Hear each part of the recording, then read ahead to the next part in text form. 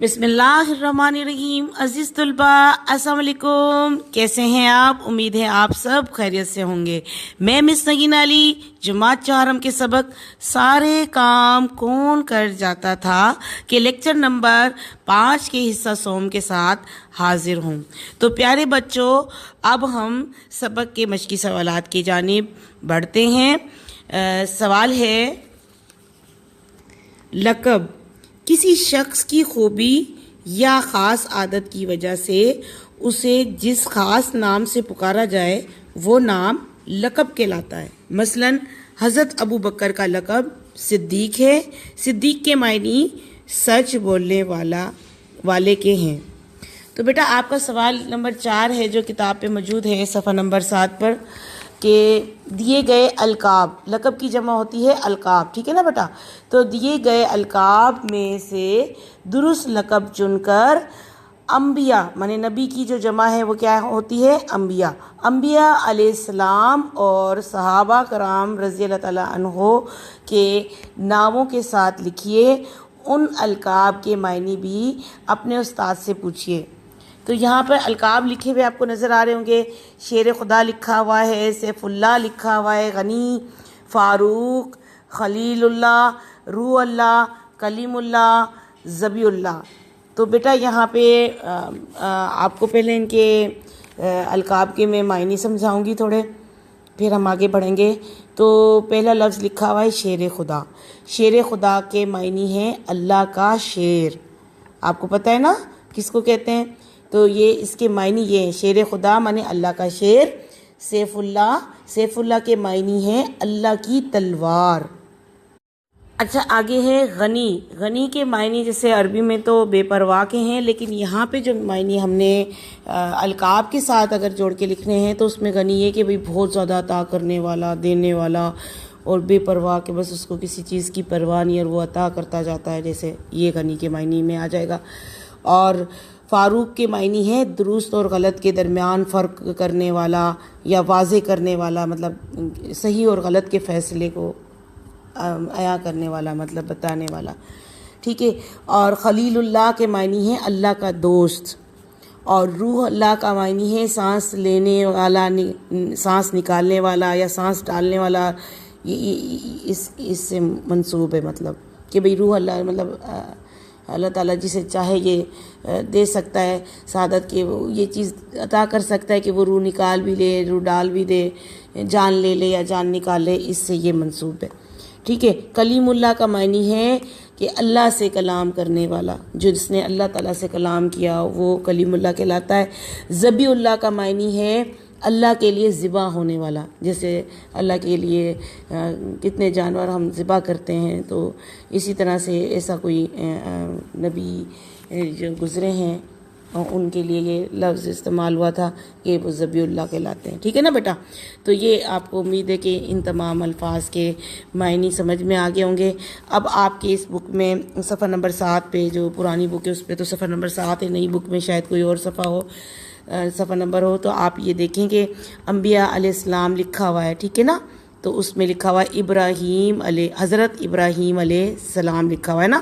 تو آپ نے اوپر سے جو لکھے ہوئے نا لفظ، ان کے القاب لکھے ہوئے ہیں، تو اس میں اوپر القاب لکھے ہوئے ان کے صحابہ کرام کے بھی اور انبیاء کرام کے بھی۔ اب آپ نے ان میں سے چوز کر کے لکھنے ہیں کہ نبی کے جو انبیاء کے کون سے القاب ہیں، لقب ہیں، اور صحابہ کرام کے کون سے ہیں، ان میں سے چن کے آپ نے ان کے نام کے اینڈ میں لکھنے ہیں۔ تو یہاں پہ حضرت ابراہیم علیہ السلام کا ہوگا خلیل اللہ، ٹھیک ہے۔ حضرت موسیٰ علیہ السلام اللہ تعالیٰ سے کلام فرماتے تھے۔ اب ابراہیم کا پہلے میں آپ کو کلیئر کر دوں کہ ابراہیم علیہ السلام خلیل اللہ کیسے تھے، کہ وہ اللہ کے دوست تھے۔ اللہ تعالیٰ نے ان سے کافی خلیل اللہ کا لقب ان کو دیا کہ وہ میرے دوست ہیں، اور کافی معاملات میں ان کی زندگی ایسے گزری کہ ان کو خلیل اللہ کا لقب سے نوازا گیا۔ ہر نبی، ہر صحابہ کرام کی ان کی خاصیت اور ان کی خوبی کی بنا پر ان کو القاب دیے جاتے تھے۔ تو حضرت ابراہیم کی خوبی یہ تھی کہ وہ خلیل اللہ تھے، وہ اللہ کے دوست تھے، تو ان کو یہ لقب کا شرف حاصل ہوا۔ حضرت موسیٰ علیہ السلام کو کلیم اللہ کا شرف حاصل ہوا کہ وہ اللہ تعالیٰ سے اللہ تعالیٰ ان سے کلام فرماتے تھے. یہ اللہ کی شان ہے کہ ہمیں ایسے کہنا چاہیے. یہ نہیں کہنا چاہیے کہ موسیٰ علیہ السلام اللہ سے کلام فرماتے تھے، یہ نہیں. حضرت موسیٰ علیہ السلام کے ساتھ کلیم اللہ کے ساتھ اللہ تعالیٰ کلام فرماتے تھے، اس لیے وہ کلیم اللہ کے لقب سے نوازے گئے. پھر آگے ہوا حضرت اسماعیل علیہ السلام. حضرت اسماعیل علیہ السلام ابھی دیکھیں ریسنٹلی قربانی ہے، ذی الحج کے دن چل رہے ہیں، تو بیٹا اس سے منسوب دیکھیں بات آ گئی کہ اسماعیل علیہ السلام اللہ تعالیٰ کے لیے ذبح ہوئے تھے. وہ تو اللہ تعالیٰ نے ذبح نہیں ہونے دیا، چھری کو حکم دیا، وہ نہیں چلی اور ان کی جگہ پہ ایک دمبا ذبح کر دیا گیا. لیکن آپ ابراہیم علیہ السلام نے، جو اللہ نے ان کو دوست کا لقب دیا کہ یہ میرا دوست ہے، اتنا اچھا، مطلب انہوں نے میری محبت میں بچہ تک ذبح کرنے سے درگزر نہیں کی. تو اسماعیل علیہ السلام ان کے بیٹے بھی پیچھے نہیں رہے، وہ بھی نبی تھے اور وہ اللہ تعالیٰ کی محبت میں ذبح ہوئے. تو وہ تو اللہ تعالیٰ نے ان کی قربانی قبول فرمائی، ان کو ذبح نہیں ہونے دیا کیونکہ وہ رحمان ہیں، وہ رب کبھی بھی انسان پر اتنا بوجھ نہیں ڈالتا. بہرحال اس لیے اسماعیل علیہ السلام کو ذبیح اللہ کے لقب سے نوازا گیا. آگے ہے حضرت عیسیٰ علیہ السلام. عیسیٰ علیہ السلام مردوں کو زندہ کرتے تھے اللہ کے حکم سے. دیکھیں کوئی بھی چیز اللہ کے حکم کے بنا نہیں کر سکتی، چاہے وہ نبی صلی اللہ علیہ وسلم ہو یا کوئی بھی انبیاء ہو، چاہے کوئی بھی ہو. یہ ساری دنیا کائنات اللہ تعالیٰ بنانے والا ہے اور ہر چیز پر اللہ قادر ہے، قابض ہے.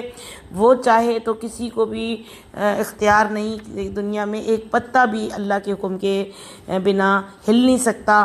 تو اسی طرح تمام انبیاء کو اللہ تعالیٰ نے خصوصیات سے نوازا. ہمارے نبی پاک صلی اللہ علیہ وسلم جو ہیں تمام انبیاء کے سردار تھے. اللہ تعالیٰ نے آپ صلی اللہ علیہ وسلم کو بے عیب بنایا، آپ صلی اللہ علیہ وسلم میں تمام کوالٹیز ڈالیں، ہر چیز عطا کی اور وہ اپنی مثال آپ ہیں. اور حضرت عیسیٰ علیہ السلام کو روح اللہ کا لقب نوازا گیا. ان کی خوبی یہ تھی کہ وہ مردوں کو زندہ کر دیتے تھے، تو اسی لیے ان کو روح اللہ کا، اور پرندوں وغیرہ کو بھی جیسے ان کو مطلب پر وغیرہ سب کچھ الگ الگ ان کے ٹکڑے ٹکڑے کر دیے جاتے تھے، تو وہ ان کو مطلب اللہ کے حکم سے جوڑ کر ان کو دکھایا انہوں نے اپنی امت کو معجزہ دکھانے کے لیے کہ کسی طریقے سے وہ مسلمان ہو جائیں. تو اللہ تعالیٰ کے معجزات ہوتے تھے جو اللہ تعالیٰ عطا کرتا تھا، اور نبی مدد مانگتے تھے کہ یا اللہ یہ معجزہ عطا کروا دیں تاکہ لوگ دیکھ کر مسلمان ہو جائیں اور ہم پر یقین کریں کہ ہم اللہ کے رسول ہیں. تو یہ ان کا یہ معجزہ تھا کہ وہ مردوں کو انہوں نے زندہ، پرندوں کو کیا تھا اس طریقے سے. کچھ ہے، اگر مجھ سے کچھ غلطی ہوئی ہو تو اللہ مجھے معاف فرمائے، اور غلطیاں کسی سے بھی ہو جاتی ہے، بیٹا اسلامیات ہے اس لیے مجھے ڈر بھی لگتا ہے کہ کوئی غلطی نہ ہو جائے. بہرحال آگے بڑھتے ہیں. صحابہ کرام رضی اللہ تعالیٰ عنہ جو ہیں ان کے القاب کی جانب آتے ہیں. حضرت عمر فاروق رضی اللہ تعالیٰ عنہ جو تھے ان کو فاروق کا لقب ملا کیونکہ وہ عدل و انصاف میں اور صحیح غلط کا جو فیصلہ ہے نا وہ بہت اعلیٰ قسم سے کرتے تھے اور وہ عدل والے تھے، انصاف والے تھے، اس لیے ان کو فاروق کا لقب اللہ تعالیٰ نے عطا کیا. ان کی یہ خصوصی خوبی تھی. پھر حضرت عثمان غنی کا ان کو لقب ملا کیونکہ وہ بہت غنی تھے، غریبوں کی مدد کرتے تھے. ایک دور ایسا تھا کہ غریبوں قحط سالی پڑی، گرمی بہت زیادہ تھی، پانی کی قلت ہوتی تھی عرب ممالک میں، تو انہوں نے کنویں خرید کر ایسے ہی مطلب بانٹ دیے کہ بھئی پانی پئیں، اور کافی انہوں نے بہت غنی تھے. آپ جو ہے نا شرم و حیا کے پیکر بھی تھے، اور آپ جو ہے یہ ان کی یہ لقب میں موجود ہے کہ وہ غنی تھے ماشاءاللہ سے، مطلب دینے میں مطلب یوں دل چھوٹا نہیں کرتے تھے. تو میں بھی ابھی اچھی بات ایک آپ کو بتاؤں گی کہ بیٹا جب میں دعا کرتی ہوں نا تو میں یہ کہتی ہوں کہ یا اللہ مجھے حضرت عثمان غنی جیسا غنی کر دے کہ میں غریبوں کی مدد کروں، میرا دل تنگ نہ ہو. مجھے حضرت علی کے جیسا کی بہادری اور علم عطا فرما. مجھے حضرت فاروق علیہ السلام کی رضی اللہ تعالیٰ عنہ کی جیسی علم اور عدل و انصاف عطا فرما. تو یہ چیزیں نا یہ دعاؤں میں ہمیں مانگنی چاہیے نا. اور حضرت ابوبکر صدیق جیسی سچ بولنے والا اور ہمیں بنا دے۔ تو یہ ہمارے صحابہ کرام کی اتنی کوالٹیز جو ہیں وہ ہم دعاؤں میں مانگے تو اللہ تعالیٰ عطا کرتا ہے بیٹا، ایسی بات نہیں۔ اور میں نے دعا کی تو میرا دل میں نے محسوس کیا کہ غنی ہو گیا۔ تو آپ بھی اس پہ عمل کر سکتے ہیں۔ تو چلیں آگے بڑھتے ہیں۔ حضرت علی جو ہیں وہ بہت ہی انتہا کے بہادر تھے، اور بڑی بڑی آپ نے جنگیں لڑیں، اور آپ کی بہادری کے اوپر اللہ تعالیٰ، ویسے تو ان کے اوپر بہت وہ علم کا دروازہ بھی انہیں کہا جاتا ہے کہ ان کے اندر اتنا علم تھا، تو باقی ان کی یہ خصوصیت بھی تھی کہ وہ اللہ تعالیٰ کے شیر ان کو کہا جاتا تھا کہ یہ اللہ کا شیر ہے، لیکن شیر خدا کہا جاتا ہے۔ اتنی بڑی سعادت، اتنی بڑی خوبی ان کو اللہ تعالیٰ نے عطا کی۔ آگے ہے حضرت خالد بن ولید رضی اللہ تعالیٰ عنہ تو وہ ان کو سیف اللہ کا لقب دیا گیا۔ سیف اللہ یعنی اللہ کی تلوار۔ دیکھیں کتنی نعمتیں اللہ تعالیٰ نے اپنے صحابہ کرام کی عزت دیکھیں کتنی بڑی ہے کہ وہ نبی پاک صلی اللہ علیہ وسلم سے منسوب تھے، وہ نبی پاک صلی اللہ علیہ وسلم کی قربت میں تھے، تو وہ ان کی اتنی مطلب نبی کے ساتھ رہنے کی سے کتنی پازیٹیو چیزیں آ گئیں کہ یہ نان مسلم تھے، ان کو حضور پاک صلی اللہ علیہ وسلم نے اپنے اچھے اخلاق سے مسلمان کیا، اور ان کے اندر اتنی خوبیاں آئیں، اتنے جذبے ان کے ابھرے کہ اللہ تعالیٰ نے انہیں اتنے پیارے پیارے القاب سے نوازا۔ تو ہم بھی اللہ کے رسول کے امتی ہیں، اور آپ صلی اللہ علیہ وسلم سے ہمیں بھی اتنا ہی پیار ہونا چاہیے کہ تاکہ اللہ تعالیٰ ہمیں بھی اچھے القاب سے پکارے، ٹھیک ہے نا؟ تو امید ہے کہ آپ کو یہ سمجھ میں آ گیا ہوگا۔ اب اگلا سوال آپ کا ہے، مندرجہ ذیل جملوں کو ہے کو ریڈ کلر سے لکھا ہوا ہے، آپ کے یہاں پہ ہے لکھا ہوا ہے ریڈ کلر سے نا بیٹا، لال رنگ سے ہائی لائٹ کیا ہوا ہے، اور ہیں کی مدد سے مکمل کیجئے۔ اب پہلے میں آپ کو ہے اور ہیں کا فرق بتا دوں۔ ہے جو ہے وہ واحد کے لیے استعمال ہوتا ہے، ایک کے لیے، اور ہیں جو ہیں ایک سے دو جو تعداد میں زیادہ ہو اس کے لیے استعمال ہوتا ہے، جمع کے لیے، ٹھیک ہے نا؟ تو ان کا آپ نے جملہ پڑھ کے اندازہ لگانا ہے کہ کہاں پہ ہے آئے گا، کہاں پہ ایک کی بات ہو رہی ہے اور کہاں پہ ایک سے زیادہ کی بات ہو رہی ہے، تو وہاں پہ ہے آ جائے گا۔ اب یہاں پہ ہے بچے اپنی امی کے ساتھ بازار گئے۔ اب بچے ہیں، بچے زیادہ ہیں، تو یہاں پہ کیا آئے گا؟ یہاں پہ ہے آئے گا، ٹھیک ہے نا؟ تو اب اگر بچہ ہوتا کہ بچہ اپنی امی کے ساتھ بازار گیا تو کیا آتا؟ ہے آتا، ٹھیک ہے نا؟ تو اب نیچے والا بے جو ہے وہ ہے طلحہ کی والدہ ایک نیک خاتون۔ اب ادھر خاتون، اب والدہ ہے، طلحہ ایک ہے، یہ بات ٹھیک ہے، لیکن والدہ کے لیے ہم احترام میں کیا کہیں گے؟ ہیں کہیں گے نا، کہ وہ نیک خاتون ہیں، ہے تو نہیں بولیں گے، ٹھیک ہے نا؟ آگے لفظ ہے کرن چوتھی جماعت میں پڑھتی، کیا ہوگا؟ کرن ایک ہے، زیادہ تو نہیں ہے نا، تو پھر ہم کیا کہیں گے؟ یہاں پہ ہے لگائیں گے، ٹھیک ہے؟ آگے ہے نابینا بھکاری بھیک مانگ رہا۔ اب بھیک مانگ رہا ہے، نابینا ایک شخص ہے جو بھکاری ہے اور وہ بھیک مانگ رہا، کیا آئے گا؟ ہے۔ اب زیادہ سارے بھکاری ہوتے تو ہم ہیں لگاتے، ٹھیک ہے نا؟ اور لوگ ان کی مدد کر رہے ہیں۔ اب لوگ جو ہیں وہ زیادہ ہیں تو ہم یہاں پہ ہیں لگائیں گے۔ اچھا، اب اگلا ہے گول ہے والا جو ہے، اس کا جو آپشن ہے اس میں ہے استانی صاحبہ بہت محنت سے پڑھاتی۔ اب دیکھیں دو جگہ پہ ہیں آتا ہے، ایک تو جمع میں آتا ہے اور ایک جہاں پہ ہم کسی کا ادب کر رہے ہوں کہ ہماری والدہ قابل احترام ہیں، ہے نہیں بولیں گے اس کو۔ اور اسی طرح استانی صاحبہ بہت محنت سے پڑھاتی ہیں، ہے نہیں بولیں گے، پڑھاتی ہے۔ پڑھاتی ہوتا تو ہم یہاں پہ پڑھاتی ہیں لکھیں گے، ٹھیک ہے نا؟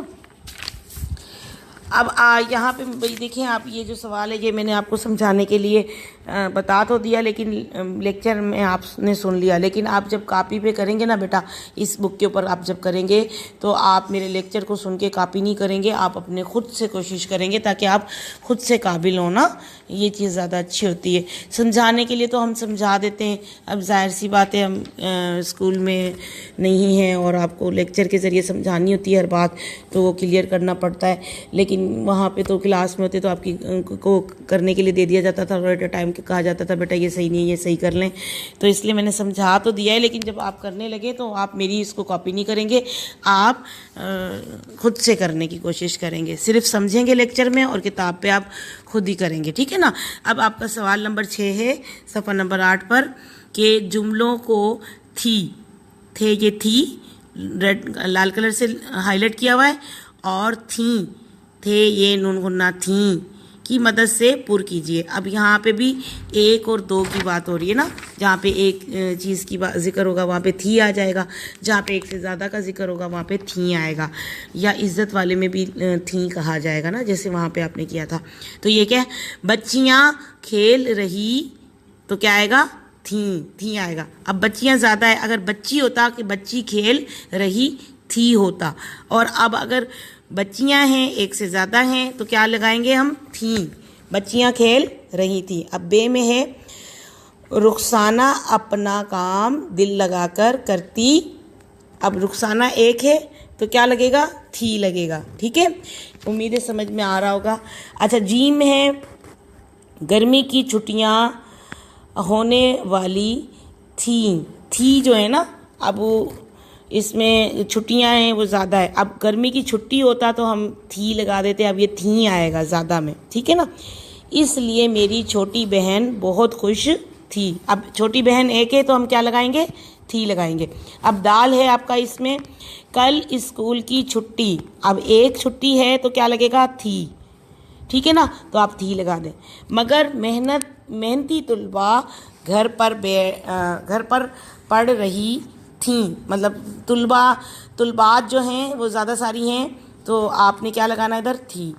اب اس کا ہے آپشن ہے کل گیس کی فراہمی بند تھی. اب جو گیس ہے, جو گیس آتی ہے آپ لوگوں کے گھر میں فراہمی مانے دینا, جو ہے وہ بند تھی. گیس ایک ہے تو اس کے لیے ہم بند تھی لگائیں گے, ٹھیک ہے یہاں پہ. اس لیے گاڑیاں معمول سے کم تھی. اب گاڑیاں ہیں زیادہ ہیں تو ان کے لیے کیا استعمال ہوگا, تھیں. تو بیٹا یہاں پہ آپ کا 6واں سوال جو ہے وہ مکمل ہوا. امید ہے آپ کو جو آج کے سوال نمبر 4 اور 5 اور 6 مکمل سمجھ میں آ گئے ہوں گے. یہاں پر آپ کی جو ہے سبق جو ہے سارے کام کون کر جاتا تھا کہ تمام سوالات کے سرگرمیاں جو ہے جوابات جو ہیں مکمل ہو گئے. امید ہے آپ کو تمام سرگرمیاں سمجھ میں آ گئی ہوں گی. اب ہم بڑھتے ہیں آپ کے گھر کے کام کی جانب. تو آپ کو سمجھائے گئے جو 3 سوال ہیں جو آج آپ کو کرنے ہیں, تحریر کرنے ہیں, وہ آپ سمجھ لیں کہ کس طریقے سے آپ نے کرنے ہیں. تو آپ بیٹا آپ کو جتنے بھی یہ سوال سمجھائے ہیں میں نے وہ آپ کے انتہائی خوش خط کے انداز میں ہونے چاہیے. آپ کا گھر کا کام یہ ہے کہ آپ نے سبق کے مشقی سوالات کے بعد جس کی آپ کو ابھی رہنمائی فرمائی گئی ہے اس کے عین مطابق مشقی سوالات کے بعد خوش خط تحریر کرنے ہیں. اس کے بعد آپ نے اس کی تصویر لے کر آپ کے کلاس کے واٹس ایپ گروپ میں بھیجنی ہوگی تاکہ اس میں مزید کوئی اصلاح کی گنجائش ہو یا کوئی اغلاط ہوں, غلطیاں ہوں تو میں اس کو درست کر سکوں, آپ کی مزید رہنمائی فرما سکوں. ٹھیک ہے بیٹا, تو اب اجازت دیجیے, آج کے لیے اتنا ہی. اپنا بہت سارا خیال رکھیے گا. انشاءاللہ اگلے لیکچر میں نئے سبق کے ساتھ بہت جلد حاضر ہوں گی. تب تک کے لیے